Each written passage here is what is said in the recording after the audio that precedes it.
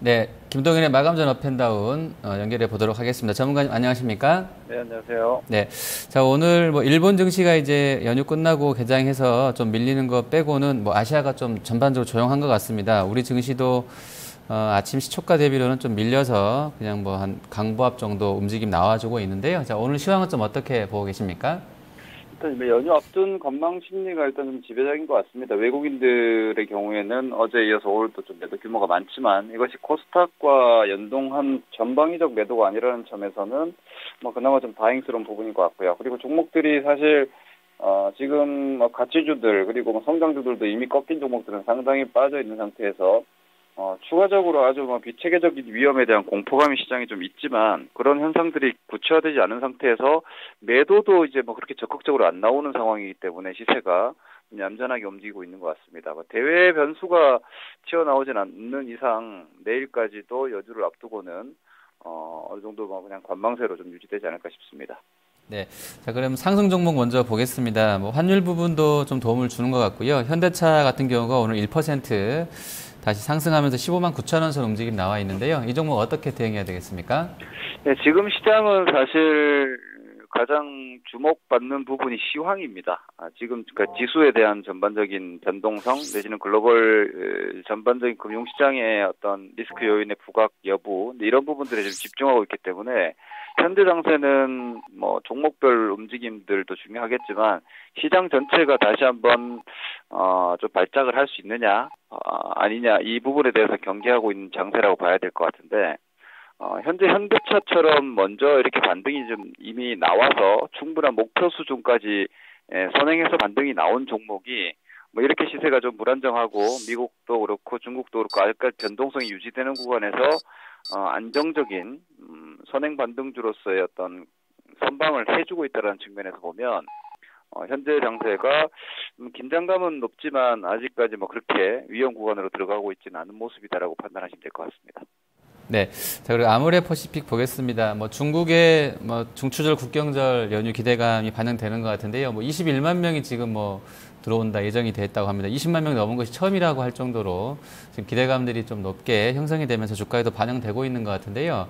자, 아모레가 현재 한 1% 올라 있으면 37만 원 선 중반권 거래되고 있는데요. 이 종목은 좀 매수해서 가져가는 게 낫겠습니까?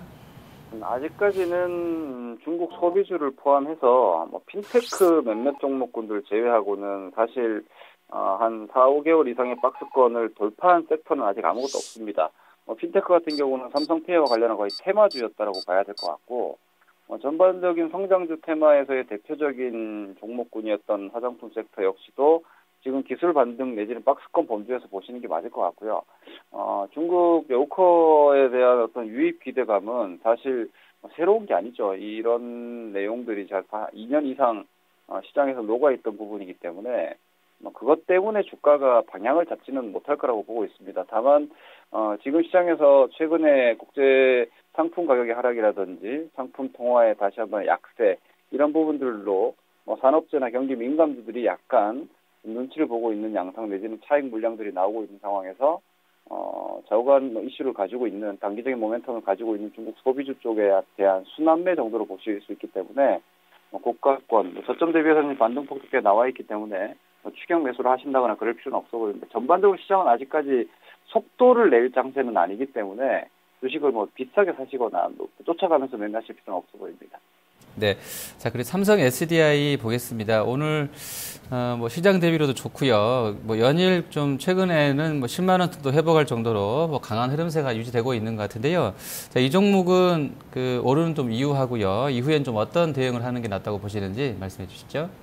네, 저 같은 경우는 지금 뭐 제가 시청자분들께도 이런 부분들에 대해서 좀 요령껏 말씀을 드리고 있는데 저는 시장을 파악을 할 때 시장에서 기준이 되는 종목들을 찾기 위해서 이렇게 많이 살피는데 삼성 SDI 같은 경우에는 이번에 뭐 아래쪽에서 지금 강한 반등이 나오고 있는 모멘텀이 일단 폭스바겐에 대한 반사이익 이런 부분들은 사실 그냥 뭐 코에 걸면 코골이 같은 뭐 그런 상황인 것 같고요.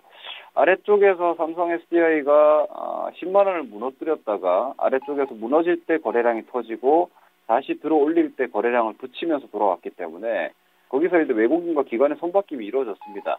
그 이후에도 지금 계속해서 연속성을 보여주고 있다라는 것은 현재 시장의 전반적인 움직임 자체가 아래쪽에서는 별로 두려워하지 않는 시세가 연속성으로 확인되고 있다라고 보여지기 때문에 계속해서 가치주에 대한 자신감을 버릴 필요는 없을 것 같고요. 그리고 시장 전반에 대해서도 장이 이 정도 시세를 보여준다면, 왜냐하면 지금은 글로벌 시장의 긴장감이 완전히 소멸된 상황이 아닌데도 불구하고 종목들이 이 정도 연속성을 보여준다면은 혹시라도 장세가 추가적으로 흔들림이 있더라도 월등한 밸류에이션을 가지고 있는 가치주들이나 혹은 실적에 대한 일정 모멘텀을 가지고 있는 종목들은 버텨낼 수 있는 정도는 되는구나라고 보시고 종목에 대한 집중은 계속 유지하셔도 될 것 같습니다.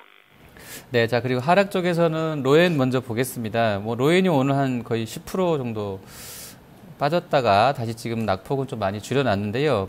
보니까 아래쪽에 호가가 그 한 호가에 10개, 많으면 한 100개, 1000개 들어오기도 합니다만 굉장히 좀 얇았던 상황인 것 같습니다. 아래로 쭉 밀렸다가 지금 낙폭 많이 줄여놓고 있는데요. 자, 로엔은 좀 어떤 측면에서 접근해야 되겠습니까? 이 종목도 지금 제가 이전부터 계속해서 제일 처음으로 무너졌던 종목이 컴투스였고요. 그 다음으로 삼성 LNS가 무너질 것 같다. 그리고 바이로메드, 그리고 메디톡스, 이제 로엔으로 이렇게 오는 것 같습니다. 각 섹터별로 시가총액 최상위권에 있던 종목군들이었고, 로엔 같은 경우에도 사실 이번 8월달, 9월달까지 시장 흔들림을 버텨냈는데도 불구하고 성장주의 정체성은 제가 계속 말씀드리지만 돌파이고 상승입니다. 그런데 성장이라는 개념 자체가 더 좋아질 거다라는 기대감인데, 더 좋아질 것을 기대하면서 주가가 더 좋아지지 못한다면 꺾이는 겁니다. 그리고 가격 자체가 성장주 논리와 함께 가격 논리로 봤을 때 3만 원짜리 종목을 5만 원 올릴 때 필요한 2만 원, 그리고 10만 원짜리 종목을 동일한 수익률인 50%대까지 올리기 위해서 필요한 자금 5만 원, 이런 논리로 봤을 때 현재 체감이 약해진 시장에서 이렇게 밸류에이션 부담을 가진 종목들을 위쪽으로 크게 올려붙일 만한 시황이 아니라는 점을 여전히 좀 이해하셔야 될 것으로 보이시기 때문에, 이렇게 추세를 수렴했다가 무너지는 종목을 저는 개인 투자자들이 제일 조심해야 된다고 봅니다. 이 종목 또한 후행적으로 추세가 무너지고 있는 주도주가 되지 않을까라는 걱정을 하면서 보셔야 될 것 같습니다. 네. 자, 다음은 현대미포조선 보겠습니다. 수주 얘기 나오고 나서 아침에 조금 올랐다가요. 다시 이제 2% 약세에 돌아서 있습니다. 사실 이 종목이 8월 24일 이후 반등 나올 때 거의 한 60% 정도 급등했던, 최근 한 달 동안에요. 아주 시세를 좀 주도했던 그런 종목 중에 하나가 되겠는데요. 자, 현대미포는 오늘 66,600원 선 유지되고 있습니다. 어떻게 대응해야 되겠습니까? 저는 상당히 견조한 조정이라고 보고 있습니다. 이 종목이 앞서 말씀 주신 대로 저점 대비해서 단기적으로 최고점까지는 58%까지 급반등을 했는데, 그리고 조선주라고 그러면 개인 투자자분들이 가장 지금 꺼리는 섹터이고 별로 가까이 가고 싶지 않은 섹터의 종목군일 텐데, 이런 종목이 이 정도의 큰 반등을 주고 어제 첫 번째 5일선 이탈인데 오늘 조정폭이 1%대밖에 안 나온다라는 것은 매도가 강하지가 않다라는 겁니다. 매도가 강하지 않다라는 것이고, 조금 밀리는 자리에서도 대기 매수가 있다라는 의미이기 때문에 앞서 계속 말씀드린 대로 지금 시장에 대한 긴장도를 유지하면서도 종목들의 전반적인 내구성이라고 그래야 될까요? 시세 자체의 강도는 글로벌 변동성에 따라서 시장 지수가 흔들린다라면 연동하는 지수에 대한 연동 흐름은 나올 수 있겠지만 언제든지 자생 회복을 할 수 있는 정도의 내재력은 보여주고 있다라고 저는 보고 있습니다. 그렇기 때문에 아침에 제 마켓 포인트에서도 말씀드렸다시피 일단 시장에 대해서 자신이 없거나 변동성에 대해서는 두려운 분들은 종목의 보장성에 집중을 하시면 충분히 앞으로 일주일이나 한 달 후가 불확실하다라면은 2달 후, 3달 후에 보장받을 수 있는 포지션으로 가시면 된다라고 저는 보고 있기 때문에 그런 전략으로 그런 전략의 일환으로 조선주의 이번 케이스를 참고하고 보셔야 될 것 같습니다. 네. 자, 마감 전략 들어보겠습니다. 지금 한 30분 남겨놓고 있고요. 거래소는 계속 그만 합니다. 그냥 강보합 정도이고요. 코스닥은 살짝 좀 또 올리기도 하고, 그래도 거래소보다는 아무래도 중소형주가 좀 세다 보니까 코스닥 쪽도 같이 움직임이 나오는 것 같은데요. 자, 마감 앞두고는 어떤 전략 좀 펴야 되겠습니까? 내일이 일단 연휴의 마지막 거래일이기 때문에 내일 사실 오늘 흔들리지 않는 시장이 내일도 흔들릴 수는 있습니다만은 지금은 하루살이 매매를 하시면 좀 어렵고요. 그렇게 하실 것 같으면은 데이 트레이딩을 하시거나 혹은 현금을 두고 그냥 기다리는 게 오히려 나은 시장이고, 주식을 가져가실 거라면은 저는 변동성에 대한 지나친 대응보다 오히려 초보자분들이나 혹은 뭐 아주 스킬이 좋은 분들이 아니라면은 이 변동성이 언제 끝날 수 있느냐에 대한 시간적인 관점에서 접근을 하시면 될 것 같습니다. 일단은 내일이죠. 우리 시간으로는 이제 토요일 날 확인되는 중국과 미국 정상회담에서의 어떤 경제 협력 방안들이 어느 정도 강하게 나와주느냐에 따라서 추석 이후의 시장이 좀 좋을 수도 있고요. 이런 불확실성들이 오히려 호재적인 측면에서도 가지고 있기 때문에 이후 이 변동성이 끝난다라면은 반드시 포커스는 저는 경기로 맞춰질 거라고 봅니다. 경기 우려감이 조정의 이유이기 때문에. 그렇다면 경기가 좋아질 때 가격을 해소할 수 있는 가치주들, 혹은 이 불확실성으로 인해서 추가로 흔들리더라도 보장될 수 있는 월등한 저평가를 받고 있는 종목들이 지금은 현금을 좀 대체할 수 있는 안정적인 포트 구성이라고 보고 있고요. 아직까지는 앞서 말씀드린 대로 시장이 좋은 장도 아니고, 그리고 뭔가 뚫어내고 있는 상승장도 아니기 때문에 지나치게 공격적인 매매, 신고형 매매는 아직은 좀 참고 기다리셔도 될 것 같습니다. 네, 알겠습니다. 오늘 말씀 잘 들었습니다. 네, 고맙습니다. 네, 마감전 오픈다운 김동현 전문가였습니다.